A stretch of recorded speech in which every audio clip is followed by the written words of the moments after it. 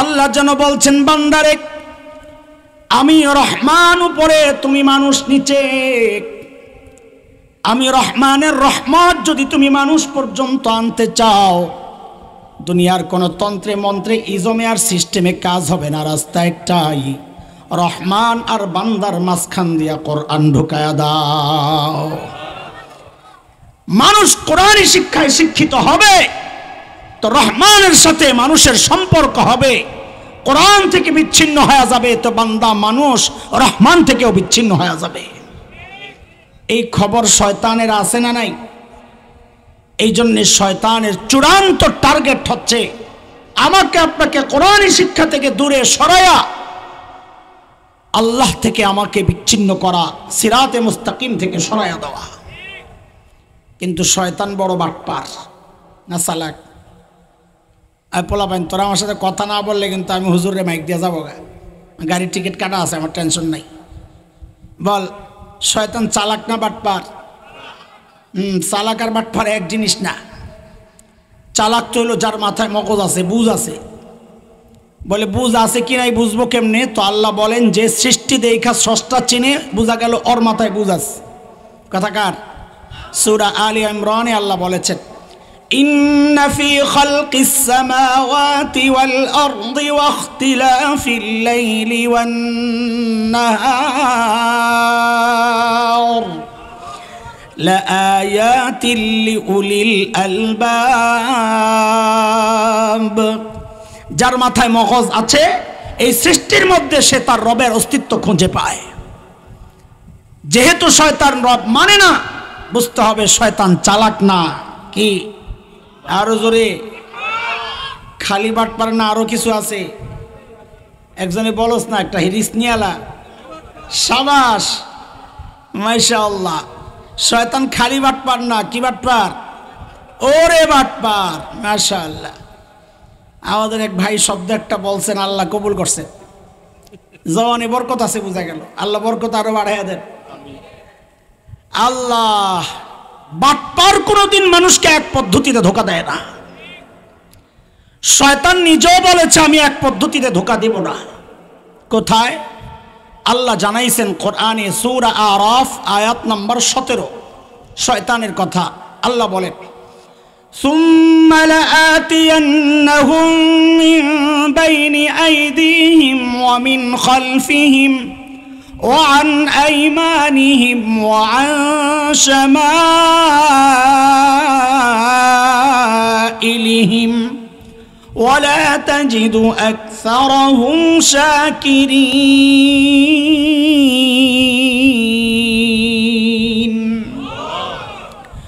শয়তান বলে, আল্লাহ আমি আপনার বান্দাকে সামনে দিয়ে, পোলাপাট, আমি দিক বলবো, তোমরা সংখ্যা বলবা। সামনে দিয়ে, জোরে কও। পেছন দিয়ে, ডান দিয়ে, বাম দিয়ে, কটা হইল? শয়তান এক পদ্ধতিতে মানুষকে ধোঁকা দিবে না। এটা শয়তান চ্যালেঞ্জ করেছে কাকে? আল্লাহকে। একটু বুঝে, শয়তান নিয়ত করছে আপনারে ওর পেশাব ব্যবহার করাইব। কথার কথা, মুরব্বীরা কষ্ট নিয়েন না, মাইন্ড করেন না। বাচ্চাদেরকে বুঝাইতে কত পদ্ধতি আমাদেরকে অবলম্বন করা লাগে। শয়তান নিয়ত করছে শয়তানের পেশাব ব্যবহার করাইব।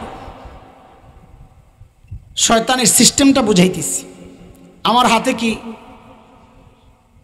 বক্স, ভিতরে কি? শয়তান টিস্যুটিরে খুলছে, খুইলা এর মধ্যে শিশু করছে। শিশু বুঝেন তো? করে আপনার কাছে পেশ করছে, কাকা কিরে, সৌদি আরব থেকে আনছি 1 নম্বর আতর, ব্যবহার করেন, দিল ঠান্ডা হয়ে যাবে। আপনি কাছে নিয়ে দেখেন, সুবহানাল্লাহ, মানুষের পেশাব যেই গন্ধ, আর এটা শয়তানের পেশাব। থুরক খবিস, লা হাওলা ওয়ালা কুওয়াতা ইল্লা বিল্লাহ। শয়তান দেখছে ধরা পড়ে গেছে। এর সিস্টেমটা বুঝাইতেছি। হ্যাঁ, সাগরেদ করে বলছে, এই নতুন পোটলা দে। বস কোনটা দিব? বলে একটা পানির বোতল দে। তো এই পানির বোতলের মধ্যে পেশাব করছে, হালকা একটু কালার ধরছে। তাই না বলতেছেন, এ খা। বলে কি জিনিস? বলে খেজুরের রস। আপনি খাইতে নিয়ে দেখেন যে সুবহানাল্লাহ, ধুর খবিস, লা হাওলা ওয়ালা কুওয়াতা ইল্লা বিল্লাহ। শয়তান দেখছে কাজ হয় নাই, তো সাগরেদদেরকে বলে, এই পোটলা আরেকটা ল। বস কোনটা দিব? তো বলে ফ্লাস্ক দিয়ে, একটা ফ্লাস্ক। তো একটা ফ্লাস্ক আনছে, ফ্লাস্কের মধ্যে পেশাব করছে, শীতকাল আছিল, একটু একটু ধোঁয়া উড়ে। তা আপনারা নিয়ে বলেন এ খা, কি জিনিস? কয় চা। খাইতে নিয়ে দেখেন সুবহানাল্লাহ, এত দুর্গন্ধ, থুরো খবিসের হাড্ডি জান থেকে। ভিতরে জিনিস কিন্তু এক, খালি পোটলা পাল্টাইছে, প্যাকেট পাল্টাইছে, ভাণ্ড পাল্টাইছে। দোস্ত, আজকে শয়তান আমাকে আপনাকে ধোকা দেয়। ধোকা ওই পুরাণগুলোই, শুধুমাত্র প্যাকেট পাল্টায়, মোড়ক পাল্টায়, সিস্টেম পাল্টায়।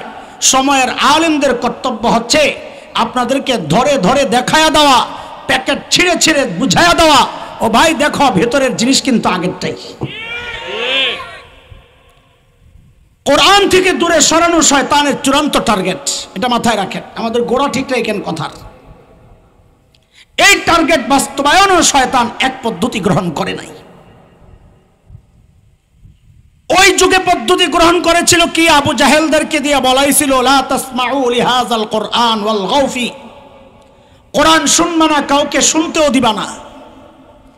আপনি কি ভেবেছেন এই যুগেও কোরআন থেকে দূরে সরাইতে একই পদ্ধতি গ্রহণ করবে? না, শয়তান বড় বাটপার।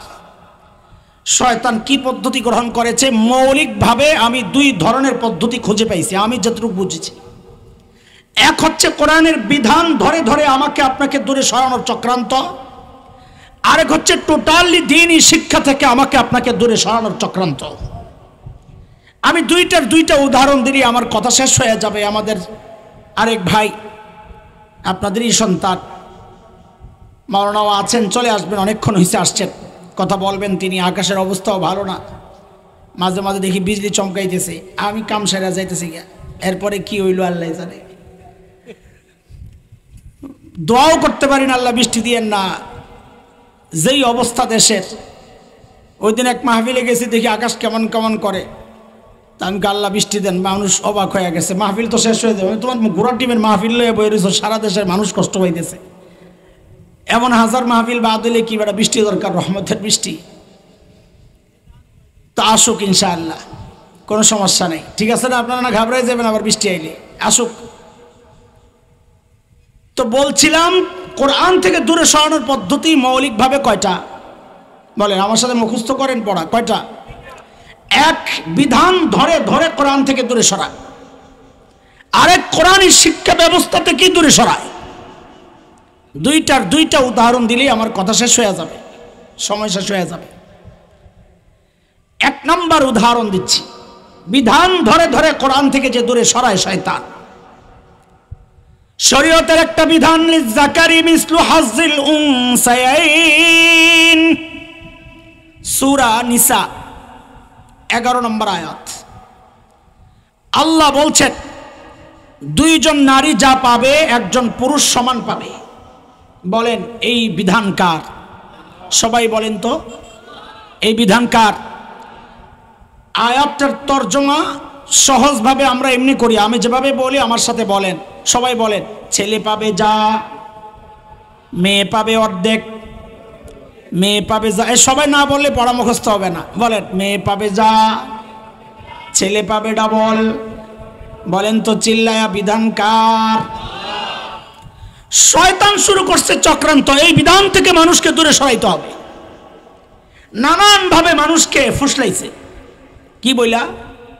একই বাবার সন্তান, ছেলে পাবে ডাবল, মেয়ে পাবে অর্ধেক। এটা কেমন কথা? কিন্তু মানুষ ইমানদার, শরীয়তের বিধান এই জন্য মেনে নিচ্ছে। শয়তান দেখছে এইভাবে চলবো না, একটা চটকদার স্লোগান বানাইতে হবে মানুষকে বিভ্রান্ত করার জন্য। তো শয়তান একটা চটকদার স্লোগান বানাইছে, সেই স্লোগানটা হচ্ছে সমান অধিকার। বলেন স্লোগানের নাম কি? আরে কথা বুঝেন না আপনারা? সমান অধিকার। যে এই স্লোগান বানাইছে, এখন বহু ভালো মানুষের মধ্যেও বিভ্রান্তি তৈরি হয়ে গেছে। আরে আমার এক মুসল্লি একদিন আমাকে বলতেছে, হুজুর যাই বলেন এই বিধানটা না কেমন কেমন জানি লাগে। আমি একদম মুখের উপর বইলে দিছি, আপনার ইমানটা লইয়াও আমার কেমন কেমন জানি লাগে। কথা ঠিক আছে না নাকি? এটাও আমার কথা না, আসলে কোরআনের কথা। সূরা আহজাব আয়াত 36 আল্লাহ বলেন, মা কানা লিমুমিনিন ওয়ালা মুমিনাতিন ইযা কাদাল্লাহু ওয়া রাসূলুহু আমরা আন ইয়াকুনা লাহুমুল খিয়ারাতু মিন আমরিহিম। আল্লাহ আল্লাহর রাসূলের কোন বিধান আসার পর কোন কেমন কেমন লাগে বলার সুযোগ নেই।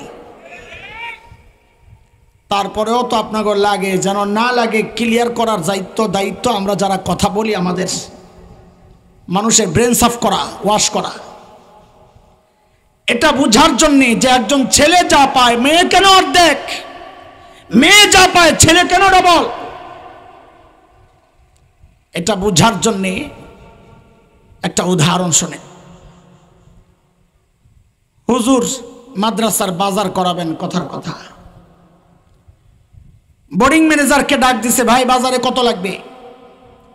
তো বলে 5,000 টাকা। হুজুর গইনা 5,000 টাকা দিছেন। সবাই বলেন এই 5,000 টাকা কিসের জন্য?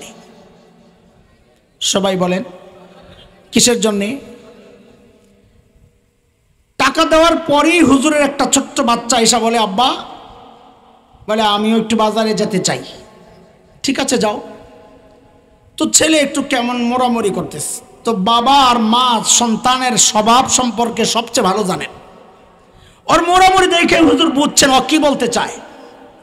পকেট থেকে একটা 100 টাকার নোট বের করে দিয়েছেন, নাও মজা খাইও। কি জন্যে? আগে দিছেন কত? কি জন্যে? এখন দিছেন কত? কি জন্যে? কথা না বললে আমি যাবো গা। কি জন্যে? যেই ওকে 100 টাকা দিছে ও এমন এক মোচড় মারছে। হ্যাঁ কি হয়েছে? আরে কি হয়েছে বলবো না। আশ্চর্য, কি হয়েছে বলবা তো? বলে আমি 100 নিব না। কত নিবা? বলে আমার 5,000 দেওয়া লাগবে। 5,000 কেন? বলে ওনারে দিছে। আর উনি তো বাজার করবে, আমিও তো বাজারে যাব, সমান অধিকার। বলেন আপনারা এই যে অধিকারের দাবিটা, সমান অধিকার, এই অধিকারের দাবিটা যৌক্তিক না পাগলামি? জোরে বলেন। ওরা এই নারীবাদীরা এই পাগলামির, সমান অধিকারের নামের এই পাগলামি আমাকে আপনাকে গিলাতে চায়। কেন? এইবার বুঝেন, আল্লাহ ছেলেকে ভাগ দিছেন কয়টা? সবাই বলেন। মেয়েকে ভাগ দিছেন কয়টা?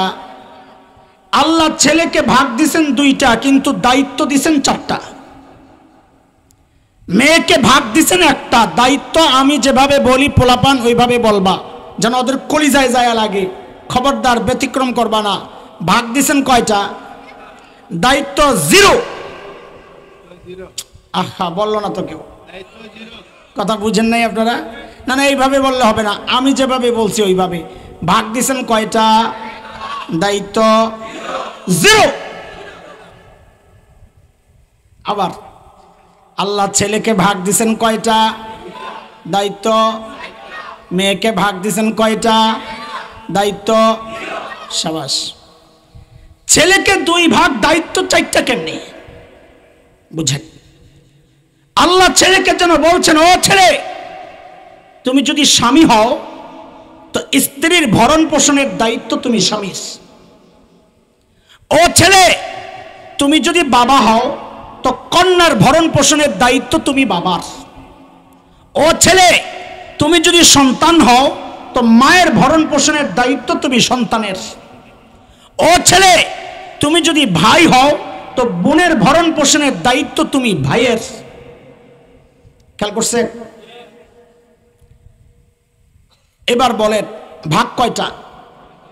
দায়িত্ব 4। দায়িত্বের জন্য ভাগ দেওয়া হয়েছে কয়টা? কি জন্য? এই 4 গ্রুপকে বাজার করে খাওয়াইতে। বলেন কিসের জন্য? বলেন এই 2 ভাগ ছেলেকে দিছে কিসের জন্য? বাজার করার জন্য। সহজে বলেন কিসের জন্য? জোরে কোন। আল্লাহ মেয়েকে ভাগ দিছেন কয়টা? দায়িত্ব। বলে কেমনে 0? ও মেয়ে তুমি যদি স্ত্রী হও তো তোমার ভরণ পোষণের দায়িত্ব তোমার না, তোমার স্বামীর। ও মেয়ে তুমি যদি কন্যা হও তোমার ভরণ পোষণের দায়িত্ব তোমার না, তোমার বাবার। ও মেয়ে তুমি যদি মা হও তোমার ভরণ পোষণের দায়িত্ব তোমার না, তোমার সন্তানের। ও ও মেয়ে, তুমি যদি বোন হও, তোমার ভরণ পোষণের দায়িত্ব তোমার না, তোমার ভাইয়ের। বলে দায়িত্ব ভাগ কয়টা? জোরে বলেন। দায়িত্ব বলে ভাগ আছে কিন্তু দায়িত্ব নাই, তো ভাগ কেন দিছে? বাজার করতে, মজা খাইতে। বলেন, জোরে বলেন। ছেলেরে ভাগ দিছে কয়টা? কি জন্যে? বাজার করতে। মেয়েকে ভাগ দেওয়া হয়েছে কয়টা? কি জন্যে? এখন এই মজা খাওয়া গ্রুপ যদি বলে আমারও সমান ভাগ দেওয়া লাগবে, এই দাবিটা যৌক্তিক না পাগলামি? শয়তান দেখছে সর্বনাশ, হুজুররা যেমনি বুঝাইয়া বুঝাইয়া স্লোগান দেওয়া দেওয়া পরামর্শ করায়, সিস্টেম এটা চলবো না। এই কইরে তোরা? জি বস। পোটলা আরেকটা ল। মনে আসেনি সিস্টেম? বস কোন পোটলা দিব? তো শয়তান বলে নতুন পোটলা দে একটা, এই যুগের বড় ফেতনা। বলে কোনটা দিব স্যার? বলে ট্রান্সজেন্ডার। বলে কোন পোটলা? শব্দটার সাথে আপনারা পরিচিত না, অনেকে আমরা জানি, কিন্তু আপনি পরিচিত না হলে কি হবে? ওরা আপনার ঘরের মধ্যে এই চিন্তার চেতনা ঢুকাইয়া দিছে শরীফ থেকে শরীফার গল্পের নামে। আপনি ঘুমান, ভালো করে নাকে তেল দিয়া ঘুমান। এই জন্য এখন এই কথাগুলো না বুঝলেও শুনতে হবে, শুনতে শুনতে বুঝবেন ইনশাআল্লাহ। ট্রান্সজেন্ডারের আড়ালেও ওরা এই সমাজে নারী পুরুষের সমান অধিকারের ওই দাবি আদায় করতে চায়। বলে কেমনে? এটা তো বুঝতেছি না। তো একটু বুঝেন ট্রান্সজেন্ডার কি জিনিস, তারপর বুঝবেন ষড়যন্ত্রের গোড়া কোন জায়গায়। দেখেন ট্রান্সজেন্ডার কি জিনিস, এটা বুঝার আগে আরেকটা জিনিস বুঝেন, সেটা হচ্ছে থার্ড জেন্ডার, যাকে আমরা বলি হিজড়া, তৃতীয় লিঙ্গ। এটা হচ্ছে আইনি নাম। শরীয়তে এই তৃতীয় লিঙ্গের কোনো অস্তিত্ব নাই, মাথায় রাখেন। আমার দ্বীন আর শরিয়া বলেছে লিঙ্গ দুইটা, জেন্ডার কয়টা? লিঙ্গ কয়টা? নারী আর। আল্লাহ বলেছেন লিল্লাহি মা ফিস সামাওয়াতি ওয়া মা ফিল আরদ, লিল্লাহি মুলকুস সামাওয়াতি ওয়াল আরদ, ইয়াখলুকু মা ইয়াশা, ইয়াহাবু লিমান ইয়াশাউ ইনাসা ويهب لمن يشاء الذكور أو يزوجهم ذكرانا وإناثا ويجعل من يشاء عقيما إنه عليم قدير।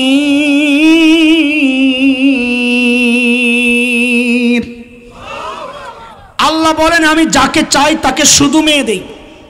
শুধু মেয়ের বাবা কে কে আছেন? ছেলে নাই, শুধু মেয়ের বাপ কেউ নাই। মাশাআল্লাহ, এটা তো পোড়া কপালের লক্ষণ। একজনও নাই, শুধু মেয়ের বাপ। শর্মাইতেছেন, আমি সৌভাগ্যবান মানুষ খুঁজতেছি, আপনি শর্মাইয়া হাত নিচে নামতেছেন। মাশাআল্লাহ, আগে কেন উঠাইলেন না? এই আল্লাহ আপনাদের কথা বলেছেন, খেয়াল করেন। এরপর আল্লাহ বলেন এই ছেলেপেলেরা, আমি বলি তোরা নাম্বার বলবি, আমি যাকে চাই তাকে শুধু মেয়ে দেই, এক বল। এরপর আল্লাহ বলেন আমি যাকে চাই তাকে শুধু ছেলে দেই। আল্লাহ বলেন যাকে চাই তাকে ছেলেও দেই মেয়েও দেই। কে কে আছে? ছেলের বাপ মেয়ের বাপ দুই গ্রুপে আছে। মাশাআল্লাহ, আপনার কটা হইল? আল্লাহ বলেন যাকে চাই তাকে ছেলেও দেই না মেয়েও দেই না, বন্দা রাখি। কত হইল? এই চারটার মধ্যে একবারের জন্য আল্লাহ বলেন নাই আমি যাকে চাই তাকে মিক্স দেই, যার মধ্যে ছেলের গুণ আছে মেয়ের গুণ আছে। আল্লাহ এটা বলেন নাই। বোঝা গেল তৃতীয় লিঙ্গ বলতে কিচ্ছু না, এটা আমাদের বানানো শব্দ। দেখেন আপনি চোখের সমস্যা থাকলে বলা হয় লোকটা প্রতিবন্ধী, অঙ্গ প্রতিবন্ধী। হাত না থাকলে বলা হয় লোকটা অঙ্গ প্রতিবন্ধী। পা না থাকলে বলা হয় লোকটা অঙ্গ প্রতিবন্ধী। শরীরের যে কোনো অঙ্গ না থাকলে বলা হয় লোকটা অঙ্গ প্রতিবন্ধী। শুধু একটা অঙ্গ, যৌনাঙ্গ সমস্যা সহ কেউ যদি জন্ম নেয় তাকে আমরা বলি থার্ড জেন্ডার, তৃতীয় লিঙ্গ। এই কথার কারণে সমস্যাটা কি দাঁড়াইছে দেখেন, আমরা এই দুই লিঙ্গের নষ্ট সমাজ, এই তৃতীয় লিঙ্গ নাম দিয়ে ওদেরকে যখন হিজড়াদেরকে যখন সমাজোচ্যুত করেছি, এরা সামাজিক কৃষ্টি কালচার থেকে বঞ্চিত হয়ে, মা বাবার আদর স্নেহ থেকে বঞ্চিত হয়ে, শিক্ষা দীক্ষা থেকে বঞ্চিত হয়ে এরা এখন কি করছে, সর্বহারা হইয়া, সব হারাইয়া নৈরাশ হইয়া এখন ওরা রাস্তায় রাস্তায় সম্মিলিতভাবে চাঁদা আদায় করছে, জোরপূর্বক চাঁদা আদায় করছে, বিয়ে বাড়িতে হানা দিয়া চাঁদা আদায় করছে, নতুন খতনা হয়, বাচ্চা হয় যেই বাড়িতে সম্মিলিতভাবে হানা দিয়া চাঁদা আদায় করছে, রাতের আধারে শহরে অলিতে গলিতে এমন কোন নষ্টামি নাই যা তারা করে না। আমরা বলবো এর জন্য ওরা যতটা দায়ী তার চেয়ে বেশি দায়ী এই নষ্ট সমাজ। আমরা কেন তাদেরকে বের করে দিলাম? আমার দ্বীন আর শরিয়া কমপ্লিট ধর্ম, এই ধর্ম হিজড়াদের ব্যাপারে বিধান তো দিয়েছে, যদি বিধান না থাকতো আমরা তাদের জন্য নতুন করে বিধান তৈরি করতাম। এখন সমাজ থেকে বাইর করে এখন তাদের অধিকারের আন্দোলন হয়। আমরা হিজড়ার সমস্যা হচ্ছে শারীরিক, আমরা বলি বায়োলজিক্যাল বিষয়, শারীরিক সমস্যা। ট্রান্সজেন্ডার হচ্ছে মানসিক সমস্যা। মানসিক সমস্যা কি একটু বুঝেন মুরব্বির আল্লাহর ওয়াস্তে। মানসিক সমস্যা কি? একজন ছেলে স্বাভাবিকভাবেই সে বড় হয়েছে, তার যৌন চাহিদা আসছে, কিন্তু দুর্ভাগ্যক্রমে তার বিকৃত রুচির কারণে তার আকর্ষণ মেয়ের দিকে না ছেলের দিকে। অথবা একটা মেয়ে স্বাভাবিকভাবেই বড় হয়েছে, তো নিয়ম অনুযায়ী তার আকর্ষণ হওয়ার কথা ছেলের দিকে, কিন্তু তার কাছে মনে হচ্ছে তার আকর্ষণ ছেলের দিকে না মেয়ের দিকে। পশ্চিমারা এইরকম যদি কারো মনে হয়, এই মনে হওয়াকে স্বীকৃতি দিয়া ট্রান্সজেন্ডার অধিকার সংরক্ষণ আইন, এইরকম আইন ওরা পাশ করেছে যে কেউ যদি বলে আমি ছেলে না আমি মেয়ে, রাষ্ট্র স্বীকার করতে বাধ্য সে মেয়ে। কেন? বলে মনই আসল, শরীর কিছু না। আল্লাহ ছেলের মনটাকে আল্লাহ ভুলে মেয়ের শরীরের মধ্যে ঢুকাই দিস। দেখছেন নি কারবার? শয়তানির তো একটা সীমা থাকে। এখন কি করা?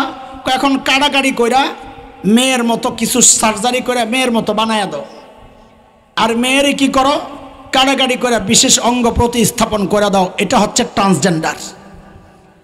ও দোস্ত, আপনারা অনেকে ভাবছেন হুজুর এগুলো পশ্চিমাদের বিষয়, ওই কৃষ্টি কালচার আমাদের দেশে টাইনা আইনেন না, আমরা আনতেও চাই না। যারা আনে ওদের বিরুদ্ধে বলছি। আপনি ঘুমায়া থাকেন, অথচ গত অক্টোবরে বাংলাদেশে একটা আইনের খসড়া তৈরি হয়েছে। সেই আইনের নাম হচ্ছে ট্রান্সজেন্ডার অধিকার সংরক্ষণ আইন 2023। এই নামে একটা আইনের খসড়া তৈরি হয়েছে। আমরা অতীত থেকে দেখেছি কোন আইনের খসড়া যদি তৈরি হয়, সামান্য কাটছাট করে মত বিনিময়ের মাধ্যমে এই আইনটা পাশ করা হয়। এই একটা জঘন্য আইনও বাংলাদেশে পাশ করার লাইনে আছে। আপনারা ঘুমাইতে থাকেন, আপনাদের সন্তানের সিলেবাসে আকারে ইঙ্গিতে সেই বক্তব্য ঢুকায় দেওয়া হচ্ছে, আপনারা ঘুমায়া থাকেন। দোস্ত, প্রতিবাদ তো করেন না, বরং ওলামারা যখন প্রতিবাদ করে আমরা দেখেছি অনেকে ওলামাদের বিরুদ্ধাচরণ করেন। প্রতিবাদ ওলামারা কেন করবে? প্রতিবাদ তো করার কথা আপনাদের। কেন? আলেমের ছেলে ঘোড়ার ডিমের সিলেবাস পড়ে না, পড়বে না। আলেমের ছেলে তো কালা রাসূলুল্লাহ পড়বে। এই সিলেবাস পড়ে আপনাদের সন্তান। প্রতিবাদ আপনাদের করার কথা, আপনারা তো প্রতিবাদ করেনই না, বরং অনেক বড় কপাল এই প্রতিবাদী আলেমের বিরুদ্ধাচরণ করেছেন, করে যাচ্ছেন। বহু পোড়া কপাল এই প্রতিবাদকে দলের বিরুদ্ধে, সরকারের বিরুদ্ধে আখ্যা দেওয়ার চেষ্টা করে যাচ্ছেন। এই প্রতিবাদকে রাজনৈতিক বক্তব্য আখ্যা দেওয়ার চেষ্টা করে যাচ্ছেন। দোস্ত, সব জায়গায় রাজনীতির টাইনা আইনেন না। এটা রাজনীতির ব্যাপার না, এটা আমার ঈমানের ব্যাপার, এটা আমার বিশ্বাসের ব্যাপার, এটা আমার আকীদার ব্যাপার, এটা আমার চেতনার ব্যাপার। ভবিষ্যতে এমন চক্রান্ত যদি হয়, আলেমের বিরুদ্ধাচরণ না করে হাতে হাত রেখে কাঁধে কাঁধ মিলিয়ে একসাথে মুষ্টিবদ্ধ হাত উঠিয়ে উচ্চারণ করতে হবে, বাংলাদেশে নাস্তিকতার চর্চা করতে দেওয়া হবে না, দেওয়া হবে না, দেওয়া হবে না।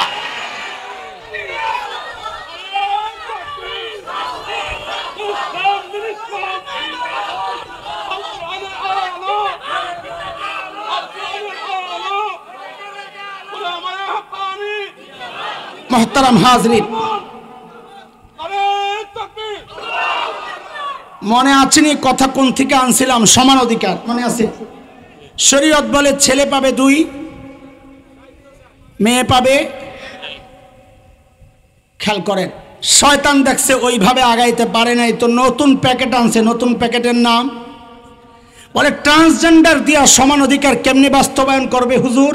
তো বুঝেন, যেহেতু আইনের সিস্টেমটা এমন, কোনো মেয়ে যদি বলে, খেয়াল করেন, কোনো মেয়ে যদি বলে আমার কেমন কেমন জানি লাগে, নিজের ছেলে ছেলে মনে হয়, তো এই আইন যদি হয় তো আইন বলবে সে ছেলে। এবার আসেন, চক্রান্তের গোড়াটা বোঝার চেষ্টা করেন। এক বাবার 1 ছেলে 1 মেয়ে, বলেন ছেলে পাবে কয় ভাগ, মেয়ে পাবে কদ্দুর? এখন নারীবাদী আর ট্রান্সজেন্ডারবাদীরা আইসা ওই মেয়েটারে খোঁচায়, কি তুমি অর্ধেক পাইছো যে? বলে এটা আমাদের রাষ্ট্রীয় আইন। রাখো তোমার রাষ্ট্রীয় আইন।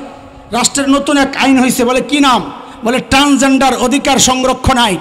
বলে এই আইন হইলে, বলে তুমি যদি এই আইনের আওতায় কোনো রকম আসতে পারো তো রাষ্ট্র তোমাকে ছেলের ভাইয়ের সমান দিতে বাধ্য। বলে কি করতে হবে? বলে শুধু তুমি বলবা আমার কেমন কেমন জানি লাগে। দেখেন অবস্থা, দেখেন অবস্থা, ঘুমান ভালো করে। এই মেয়ে যদি এখন বলে আমার কেমন কেমন জানি লাগে, বলে কেমন লাগে? আমার ছেলে ছেলে লাগে। যদি আইন হয় তো আইন বলবে সে ছেলে, তখন আর আপনি এই মেয়েকে অর্ধেক দিতে পারবেন না, আপনি তখন ভাইয়ের সমান তাকে দিতে বাধ্য। শয়তান এইভাবে ধরে ধরে কোরআনের প্রত্যেকটা বিধান থেকে আমাকে আপনাকে দূরে সরানোর চক্রান্তে মেতে আছে। আমি শুরুতে বলেছি কয় পদ্ধতিতে শয়তান কোরআন থেকে দূরে সরায়? 2টা। শয়তানের চক্রান্তের পদ্ধতি হচ্ছে 4টা, কিন্তু কোরআন থেকে দূরে সরানোর মৌলিক পদ্ধতি বলেছি আমি যা বুঝেছি 2টা। একটা হচ্ছে বিধান ধরে ধরে দূরে সরায়, আরেকটা হচ্ছে টোটাল শিক্ষা ব্যবস্থা থেকে দূরে সরায়। এবার আসেন একটু দেখাই টোটাল শিক্ষা ব্যবস্থা থেকে দূরে সরানোর চক্রান্ত কি চলছে। দেখেন, শয়তান তো প্যাকেট পাল্টাবেই। সময়ের আলেম হিসাবে আমাদের কর্তব্য হচ্ছে প্যাকেট ছিঁড়ে আপনাদেরকে ভিতরের বিষ দেখায়া দেওয়া। কথা ঠিক আছে না? আমি একটা উদাহরণ দিব, বেশি দিব না, সময় তো ঘনিয়ে আসছে যাওয়ার। দেখেন, বাংলাদেশের যে সমস্ত দিবস আছে, জাতীয় দিবস 16 ডিসেম্বর, 26 মার্চ, 21 ফেব্রুয়ারি, 15ই আগস্ট, এই জাতীয় যত দিবস আছে, এই দিবসগুলোতে স্কুল কলেজ তো বন্ধ থাকে, তাই না? আপনাদের এদিকে কি হয়? তখন ওই বন্ধের দিনগুলোতে বাচ্চাদের ক্রীড়া প্রতিযোগিতা হয়, খেলাধুলার প্রতিযোগিতা হয় না? হয় না? এই প্রতিযোগিতায় দেখবেন একটা আইটেম, যেমন খুশি তেমন সাজো, আছে নাকি? বাচ্চারা যার যেমন ইচ্ছা সাইজা অডিয়েন্স আর বিচারকের সামনে যায় অভিনয় করে দেখায়, যারটা পারফেক্ট হয় সে পুরস্কার পায়।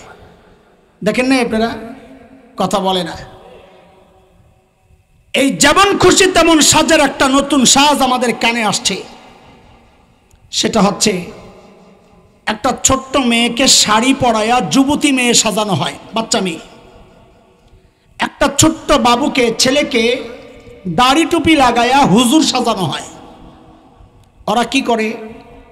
ওরা ওই ছেলেটা, ওই যে বাচ্চা মেয়েটা যাকে যুবতী মেয়ে সাজানো হয়েছে, তার শাড়ি ধরে টানাটানি করে।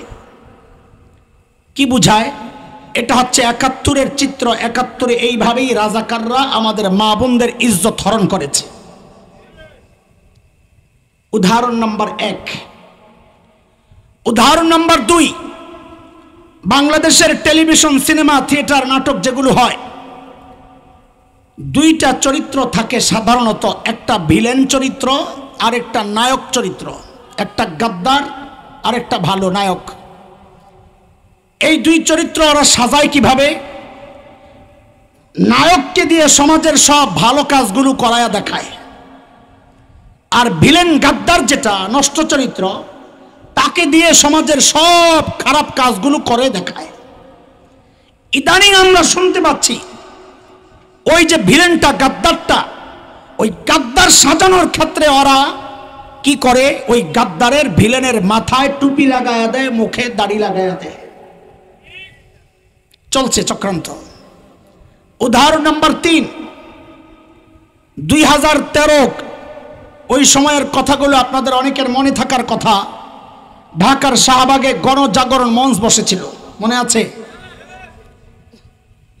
যুদ্ধাপরাধীদের বিচার ত্বরান্বিত করার দাবিতে। দেখেন, এই দাবির সাথে আমাদের কোনো শত্রুতাও নাই, মিত্রতাও নাই। ওরা জালেমের বিচার চাচ্ছে, তাই তো? আমরা প্রত্যেক ইমানদার 1400 বছর থেকে সব জালেমের বিচার চেয়েই তো আসছে, এটা নতুন কিছু নয়।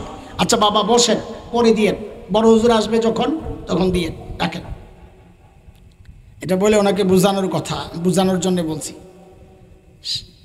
ঠিক আছে, ঠিক আছে, মনোযোগ নষ্ট হয় আমার। হ্যাঁ, বসে বসে বসে বসেন। আরও আছে পকেটে, সব কন্ট্যাক্ট লয়েছে একবারে। এটা কি সুতা? মাশা আল্লাহ, আল্লাহ আল্লাহ আল্লাহ কবুল করেন। আল্লাহ, কি বলতেছিলাম দেখছেন? 3, ওই গণজাগরণ মঞ্চের উত্তাল সেই দিনগুলো আমি বেশি, সেই দিনগুলোর উত্তাপ আমার শরীরে বেশি লাগতো, কারণ শাহবাগের কাছেই আমার বাসা, 1.5-2 কিলোর মধ্যে। আমার বাসার সামনে দিয়ে এই লোকজন আসা যাওয়া করে, আমি বুঝি ওদিক থেকে আসছে যাচ্ছে। একদিনের গল্প শোনাচ্ছি আপনাদের। আমার বাসার যে সামনের যে চৌরাস্তা, এখানে বড় একটা ফুট ওভার ব্রিজ আছে, পায়ে হেঁটে রাস্তা পার হওয়ার ব্রিজ। একদিনের ঘটনা, উত্তর দিক থেকে দক্ষিণ দিকে আমার গন্তব্য, আর দক্ষিণ দিক থেকে উত্তর দিকে যাচ্ছে এক মা তার ছোট্ট বাচ্চাকে নিয়ে। মা এবং বাচ্চার বেশভূষা, গেট আপ সেট আপ, পোশাক আশাক, সাজসজ্জা, অঙ্কন টঙ্কন দেখে আমার বুঝতে কষ্ট হয় নাই ওরা গণজাগরণ মঞ্চ থেকেই আসছে। আসতেই পারে, সন্তানের হৃদয়ে দেশপ্রেম জাগ্রত করবে, ইমানি চেতনা জাগ্রত করা, এটা তো মায়েরই কাজ। মা হয়তো এই কাজটাই করেছেন, এতে আমার আপত্তির কি আছে? কিন্তু বিপত্তি বাঁধল কোথায়? ওই মা যখন আমাকে ক্রস করবে, দেখেন আমি কারো শোনা ঘটনা আপনাদেরকে শোনাচ্ছি না, বলে যাকে আই উইটনেস, আমার চাক্ষুষ, আমি সাক্ষী, আমার সাথেই হওয়া ব্যাপার এটা। মা যখন তার সন্তানকে নিয়ে আমাকে ক্রস করবে, ঠিক ওই মুহূর্তে মা তার সন্তানদের হাতে ধইরা আমাকে দেখায়া দেখায়া দেখায়া দিচ্ছে বলার জন্য, বলো তুই রাজাকার, তুই রাজাকার, তুই রাজাকার। এই বাচ্চাটা গণজাগরণ মঞ্চে তো গিয়েছে, এই বাচ্চাটা গণজাগরণ মঞ্চে তো গিয়েছে, কিন্তু সে জানতো না রাজাকার দেখতে কেমন। ও জেনেছে রাজাকার এক দুষ্ট চরিত্রের নাম, ও জেনেছে রাজাকার সন্ত্রাসী লুটেরাদের নাম, ও জেনেছে রাজাকার ধর্ষকের নাম, কিন্তু ও জানতো না রাজাকার দেখতে কেমন। সেই অদ্ভুত প্রাণী কিনা হাট্টি মাটিম টিপ, ওরা মাঠে বাড়ে ডিম, ওদের খাড়া দুটো শিখ, এমন কোন অদ্ভুত প্রাণী কিনা রাজাকার। কিন্তু মা দেখাইছে না না, রাজাকার এমন কোন অদ্ভুত প্রাণী না, রাজাকার হচ্ছে এই দাড়িওয়ালা আর এই টুপিওয়ালা। উদাহরণ নাম্বার 4, একজন দেশের বিখ্যাত আলিম তার স্ত্রীকে নিয়ে নীরবে কিছু সময় কাটানোর জন্য বেড়াতে গিয়েছিলেন। সেইটাকে আমরা মিডিয়া বানিয়েছি তিনি পর নারীকে নিয়ে ঘুরতে গিয়েছেন। দোস্ত, সবগুলো একসাথে করে আমাদের স্পষ্ট কথা, 1971-এর মুক্তিযুদ্ধ দাড়ি আর টুপির বিরুদ্ধে হয় নাই, 71-এর মুক্তিযুদ্ধ ইসলামের বিরুদ্ধে হয় নাই, 71-এর মুক্তিযুদ্ধ ছিল মজলুমের বিরুদ্ধে জালেমের প্রতিরোধ। 7ই মার্চের স্বাধীনতার মহান ঘোষকের সেই তপ্ত ভাষণ আজও আমাদেরকে আন্দোলিত করে। সেদিন তিনি বলেছিলেন, এবারের সংগ্রাম মুক্তির সংগ্রাম, রক্ত যখন দিয়েছি আরো দেব, দেশকে মুক্ত করে ছাড়বো ইনশাআল্লাহ। স্বাধীনতার মহান ঘোষক যেই মুক্তিযুদ্ধের ডাক দিয়েছেন ইনশাআল্লাহ পরে, ওই মুক্তিযুদ্ধ দাড়ি আর টুপি ইসলামের বিরুদ্ধে হতে পারে না। আমরা গর্বের সাথে লক্ষ্য করেছি কয়েক বছর আগে এক সংগঠন মুক্তিযোদ্ধাদেরকে সম্মাননা ক্রেস্ট দিয়েছে। আমরা গর্বের সাথে লক্ষ্য করেছিলাম অধিকাংশ মুক্তিযোদ্ধার মুখে দাড়ি, মাথায় টুপি, যান ঢাকার আগার গায়ে। মুক্তিযুদ্ধ জাদুঘরে গিয়ে দেখে ওই সময় যে সমস্ত রাজাকারেরা ধরা পড়েছিল অধিকাংশের মুখে দাড়ি নাই, মাথায় টুপি নাই। ইতিহাস পড়ে আমরা জেনেছি বহু মুক্তিযুদ্ধ অভিযানে বের হওয়ার সময় 2 রাকাত সালাতুল হাজত পড়ে বের হতে। তাইলে আমাদের জানতে চাওয়া, জিজ্ঞাসা, এরা কারা যারা মুক্তিযুদ্ধকে ইসলামের বিরুদ্ধে দাঁড় করাতে চায়, দাড়ি আর টুপির বিরুদ্ধে দাঁড় করাতে চায়? আমাদের স্পষ্ট কথা, এর সাথে না সরকারের সম্পর্ক, না বিরোধী কোনো দলের সম্পর্ক। এটা স্পষ্ট। আর হচ্ছে নব্য আবু জাহেল। ওই যুগের আবু জাহেলরা ডাইরেক্ট বলতো, লা তাসমাউ লিহাযাল কুরআন ওয়ালগাউ ফিহি, কোরআন শুনবা না, কাউকে শুনতে দিবা না। এই যুগের আবু জাহেলরা ডাইরেক্ট বলে না। শয়তান তার পদ্ধতি পরিবর্তন করেছে, এমন এক পদ্ধতি গ্রহণ করেছে, অপপ্রচার অপবাদের মাধ্যমে একটা নষ্ট প্রজন্ম ওরা তৈরি করতে চাচ্ছে। যেই নষ্ট প্রজন্মের অন্তরে দাড়ির প্রতি ঘৃণা তৈরি করে দিবে, টুপির প্রতি ঘৃণা তৈরি করে দিবে। আস্তে আস্তে ওরা আলেম ওলামা থেকে বিচ্ছিন্ন হয়ে কোরআনী শিক্ষা থেকে বিচ্ছিন্ন হয়ে যাবে, যা শয়তানের চূড়ান্ত টার্গেট। আমাদের স্পষ্ট পয়গাম, বাংলাদেশে ইসলামী শিক্ষা দিন কচুরি পানার মতো ভাইসা আসে নাই। এই দেশের জমিনে শাহজালাল মেহনত করেছেন, এই দেশের জমিনে আল্লামা আহমদ শফির চোখের পানি পড়েছে, এই দেশে হযরত হাফিজের চোখের পানি পড়েছে, এই দেশে হযরত গহরপরীর সেজদা এই দেশের জমিন সাক্ষী। এই দেশ থেকে যদি কেউ ইসলাম নিশ্চিহ্ন করতে আসে, আল্লাহর কসম খায়া বলি, আল্লাহর কসম খায়া বলি, ৭১ দেশ মুক্তির জন্য একবার মুক্তিযুদ্ধ হয়েছে। ঈমান রক্ষায়, ইসলামী শিক্ষা ব্যবস্থা রক্ষায়, মাদ্রাসা রক্ষায়, মানচিত্র রক্ষায় যদি আরেকটি যুদ্ধের প্রয়োজন হয়, আবার যুদ্ধ হবে, আবার যুদ্ধ হবে। ইসলাম আল্লামা হাসান জামিল সাহেব, মুহতারাম হাজরিন, হাসান জামিল সাহেব, সিদ্দিকানী ক্যাডেট মাদ্রাসা। আমি বলেছি আমার সময় বেশি নাই, আমার ভাই চলে আসবে। বয়ান তো তারাই করে, এখন জুয়ান। আমার সাথে কথা হইতেছিল যে ভাইরে আমি তো যাবো গা, আমার গাড়ির টিকিট করা আছে, আপনি জুয়ান মানুষ থাকেন, আমগো এখন এই বুড়াকে ওয়াজ আর কে শুনি, বুড়ারা সারাই জানি আমি বুড়া বয়ে রয়েছে, দেখেন না। এখন জুয়ানদের যুগ চলতেছে, আপনাকে যুগ। আমি কইরা যাই গে, আপনি পরে বসেন। তো ভাই চলে আসছেন, লম্বা সফর করে আসছেন, কথা বলবেন তিনি। আমি বলেছিলাম মাদ্রাসা কি বুঝানোর জন্য বিপরীতটা আগে বুঝায় আসি। শয়তানের টার্গেট হচ্ছে বান্দাকে কোরআন থেকে দূরে সরাইয়া রব থেকে বিচ্ছিন্ন করা। সমস্ত নবীদের টার্গেট ছিল আসমানি কিতাব উম্মতকে শেখায়া, উম্মতকে রবের সাথে সম্পর্ক করে দেওয়া। এই মাদ্রাসাগুলো ওলামাদের টার্গেটও সেই নবীদের টার্গেট। শয়তান চায় আমাকে আপনাকে কোরআন থেকে দূরে সরাইয়া রব থেকে বিচ্ছিন্ন করতে। আর এই মাদ্রাসা হচ্ছে একটা সুতা, যেই সুতার এক গোড়ায় বসে আছে হযরতে উলামায়ে কেরাম, আরেক সুতার মাথা যেন ধরে আছেন আল্লাহ রাব্বুল আলামিন। মাঝখানের সূত্রটা হচ্ছে মাদ্রাসা। উলামায়ে কেরাম সমাজের মানুষগুলোকে ধরে ধরে এনে ওই সুতার মধ্যে ধরায়া দেন, তারা ওই সুতা বেয়ে বেয়ে মাদ্রাসা শিক্ষা ধরে ধরে এই প্রত্যেকটা মানুষ যেন আল্লাহ পর্যন্ত পৌঁছে যায়। এটা হচ্ছে এই মাদ্রাসাগুলোর উদ্দেশ্য। এই জন্য আমরা মনে করি কোনো মাদ্রাসা কোনো অঞ্চলের জন্যে, যে কোনো অঞ্চলের জন্যে এইরকম একটা খালেস দ্বীনি প্রতিষ্ঠান ওই অঞ্চলের জন্য আল্লাহর দেওয়া সবচেয়ে বড় নিয়ামত। এই নিয়ামতের জন্য আমাদের দোয়া করা দরকার। আল্লাহ এই মাদ্রাসাকে কবুল করেন, আল্লাহ এই মাদ্রাসাকে কবুল করেন, বলে আমিন। আল্লাহ মাদ্রাসার সমস্ত জরুরতকে মিটায়া দেন। যারা এই প্রতিষ্ঠান করেছেন, 3 ভাই 3 দেশে থাকেন, 3 ভাইয়ের অক্লান্ত মেহনত, চিন্তা, ফিকির, সহযোগিতা এবং এলাকাবাসীর সকলের সহযোগিতা আজকে প্রতিষ্ঠান দাঁড়াইছে। আমরা আশা করব ইনশাআল্লাহ ধীরে ধীরে ধীরে ধীরে এই প্রতিষ্ঠান দেশ বিখ্যাত একটা প্রতিষ্ঠান হিসাবে পরিচিতি পাবে। সারা দুনিয়ার মানুষের কাছে ইলম ছড়ায়া দেওয়ার একটা মার্কাজ এই প্রতিষ্ঠান হয়ে যাবে। আল্লাহ রাব্বুল আলামিনের কাছে সেই প্রত্যাশা রেখে আজকের মতো আপনাদের কাছ থেকে বিদায় নিচ্ছি। আল্লাহ চাহে তো আবারও মোলাকাত হবে, আবারও কথা হবে, দেখা হবে ইনশাআল্লাহ। সে পর্যন্ত সবাই আল্লাহ তাআলা আপনারা সবাই ভালো থাকেন, আল্লাহ সবাইকে ভালো রাখেন। আমিও দোয়া চাই আল্লাহ যেন আমাকেও দ্বীনের সাথে লাগায় রাখেন। আমিন। ওয়া আখিরু দাওয়ানা আলহামদুলিল্লাহি রাব্বিল আলামিন। আসসালামু আলাইকুম ওয়া রাহমাতুল্লাহি ওয়া বারাকাতুহু।